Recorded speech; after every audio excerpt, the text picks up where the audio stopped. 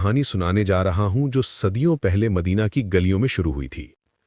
ابو ہریرہ رضی اللہ عنہ کی آنکھوں میں آنسو تھے جب وہ اپنے شاگردوں کے سامنے بیٹھے تھے۔ انہوں نے کہا، میں نے رسول اللہ صلی اللہ علیہ وسلم کو یہ کہتے ہوئے سنا ہے کہ جو شخص میری کوئی بات جھوٹے طور پر منسوب کرے وہ اپنا ٹھکانہ جہنم میں بنا لے۔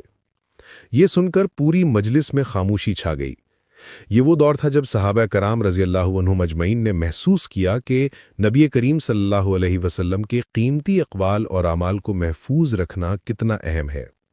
ہر حدیث ایک امانت تھی، ہر لفظ ایک طرح کا خزانہ تھا۔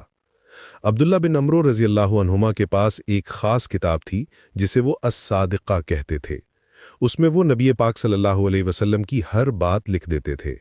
جب قریش کے لوگوں نے کہا کہ رسول اللہ صلی اللہ علیہ وسلم بھی انسان ہیں، کبھی خوش ہوتے ہیں کبھی ناراض، تو انہوں نے لکھنا بند کر دیا۔ لیکن جب نبی کریم صلی اللہ علیہ وسلم کو پتہ چلا تو آپ نے فرمایا، لکھتے رہو، اس ذات کی قسم جس کے ہاتھ میں میری جان ہے، میرے منہ سے حق کے علاوہ کچھ نہیں نکلتا۔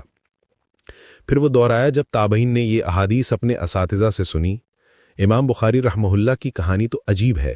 وہ 6 لاکھ احادیث جمع کرنے کے بعد صرف 7386 احادیث کو اپنی کتاب میں شامل کیا۔ ہر حدیث کو وہ اتنی احتیاط سے پرکھتے تھے جیسے کوئی جوہری ہیرے کو پرکھتا ہے۔ ایک دن امام مسلم رحمہ اللہ اپنے استاد امام بخاری کے پاس آئے اور کہا کہ آپ کے علاوہ آسمان کے نیچے کوئی آپ سے زیادہ حدیث کا عالم نہیں۔ یہ وہ دور تھا جب علماء نے احادیث کی تصحیح کے لیے سخت اصول بنائے۔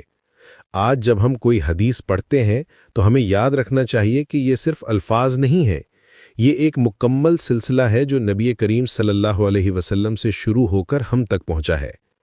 ہر راوی نے اسے امانت سمجھ کر آگے پہنچایا۔ مظہر، احادیث ہماری زندگی کا نقشہ ہیں، ہمارے دل کی روشنی ہے اور ہمارے عمل کی رہنمائی ہے۔ جب ہم انہیں پڑھتے ہیں تو گویا ہم اس عظیم سلسلے کا حصہ بن جاتے ہیں۔